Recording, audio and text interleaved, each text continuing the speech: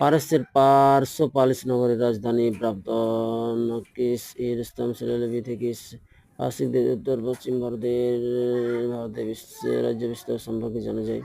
অশোকের শিলালিপি বামী বেগদিসারা ভারত ও খরষ্টি উত্তর পশ্চিম ভারত শিলালিপিতে লেখা। 1837 সালে জেমস অশোকের শিলালিপি ব্যবহার করেন মুদ্রাজা প্রথম চন্দ্রগুপ্তের মুদ্রায় লক্ষ্মীদেবীর প্রতিকৃতিতে ধর্মদের পরিচয় বহন করে সমুদ্রগুপ্তের গুপ্ত আশ্রমে যজ্ঞ করেছিলেন এবং সঙ্গীত বিদ্যায় পারদর্শী ছিলেন। মুদ্রায় ঘোড়া ও বীণা বাদরত ছবি সাধারণ রাজ্যের সামুদ্রিক বাণিজ্যে মনোযোগী ছিলেন।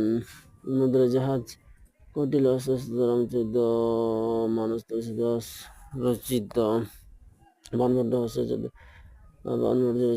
সমুদ্র গ্রন্থ বলরাজ্য রামপালের পিতৃভূমি উদ্ধারের কাহিনী রামচন্দ্র মন্দির রচিত। কল্যাণ চালুক্য রাজ শ্রেষ্ঠ বিক্রমাদিত্যের রাজত্ব সম্বন্ধে বিলহান রচিত বিক্রমদেব রচিত। উত্তর পশ্চিম ভারতে পারস্য পূজনের উল্লেখ আছে গ্রিক ঐতিহাসিক হেরোডোটাসের লেখায়।